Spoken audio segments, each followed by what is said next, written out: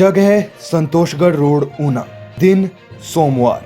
समय रात के करीब 11:30 बजे। जी हाँ, ये वही सड़क है जहां से खनन सामग्री से भरे कई ट्रक नियमों को ताक पर रखकर बेझिझक दौड़ते हैं।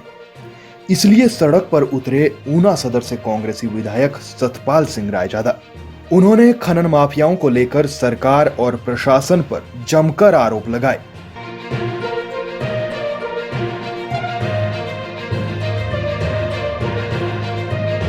रायजादा ने सोमवार आधी रात को खुद सड़क पर उतरकर खनन सामग्री से भरे कई टिप्परों को रोका। इस दौरान उन्होंने टिप्परों का निरीक्षण भी किया।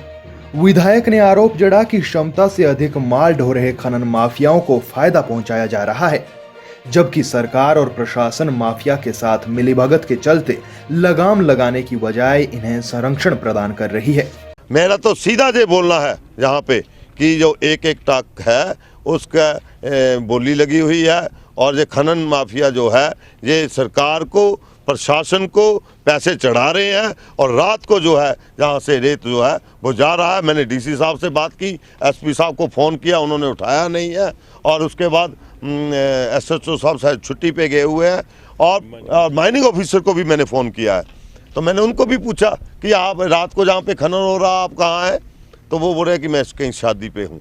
तो मुझे ये समझ नहीं आ रहा है कि सरकार सोई हुई है या सरकार सोकर, और जो खनन माफिया है जाग कर काम कर रहे हैं। जो मिली जुली इनकी बातें हैं और मिलजुल कर ये काम कर रहे हैं। सरकार और खनन माफिया एक ही बात है, एक ही सिक्के को दो पहलू है आज के वक्त में। विधायक ने चेतावनी दी कि यदि जल्द ही खनन माफियाओं पर लगाम नहीं लगाई गई तो कांग्रेस सड़कों पर उतरकर जन आंदोलन खड़ा करेगी, जिसकी जिम्मेदारी प्रदेश सरकार और जिला प्रशासन की होगी। तो इसको विधानसभा में तो हम बोलते हैं और उसका जवाब उल्टा हमारे ऊपर ही ये दोषारोपण किया जाता है कि हम खनन माफिया के साथ मिले हुए हैं, जबकि सरकार खुद सरकार चाहे तो एक चम्मच रेत जो है वो बाहर नहीं जा सकता। लेकिन जहाँ पे पिछले दिनों एसपी साहब के ऊपर गाड़ी चढ़ाने की कोशिश की गई खनन माफिया द्वारा, उसके साथ साथ अभी पीछे दो जो अटैक हुए बच्चों के ऊपर, अभी और खनन माफिया जो पीछे 3-4 जगह अटैक हुए हैं, जो खुला एक दौर चला हुआ है खनन माफियाओं का, और ये हम जो है ये चलने नहीं देंगे। और आने वाले 1-2 दिन में हम धरना प्रदर्शन डीसी ऑफिस के सामने धरना प्रदर्शन करेंगे। उन्होंने कहा कि आज आम आदमी का सड़कों पर चलना दुभर हो गया है। पुलिस प्रशासन सड़कों पर चल रहे स्थानीय नागरिकों को रोककर उनके वाहनों के चालान कर रही है। बिना मास्क के यदि कोई गरीब आदमी भी मिल जाए तो उससे भी 1000 रुपए उगाए जा रहे हैं।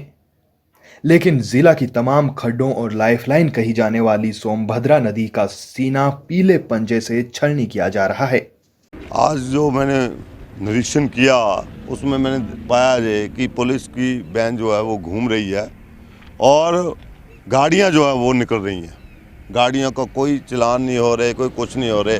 आमतौर पे ये देखा जा रहा है कि एक स्कूटर चालक जाता है बिना हेलमेट के तो उसका चालान कर दिया जाता है, और किसी का मास्क का चालान हो रहा है, किसी का नॉर्मली जो लोग हैं ना उनके चालान हो रहे हैं।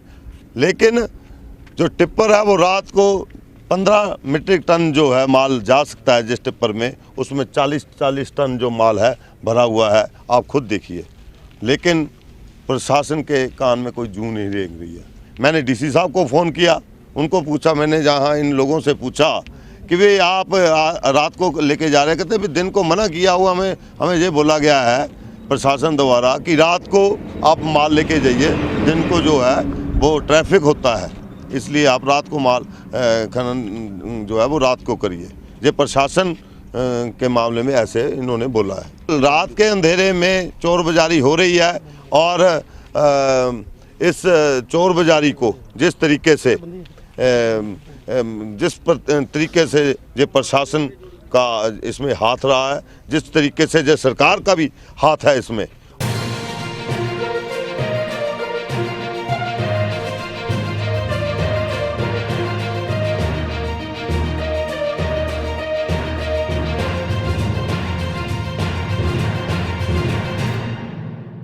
पिया तो रखे सा अभिमान, पिया तो बीती यादों से नाता सहेजना सीखा, हाथ थाम कर जिनके चलना सीखा, गिरने लगती जब तो उनसे संभलना सीखा। पिया तो कैसा अभिमान, उनकी डांट से खुद को तराशना सीखा। पिया तो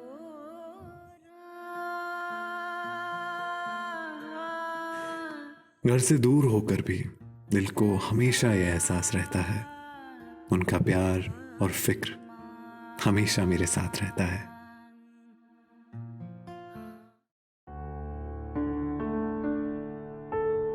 भूषण ज्वेलर्स, अनमोल रिश्तों के लिए।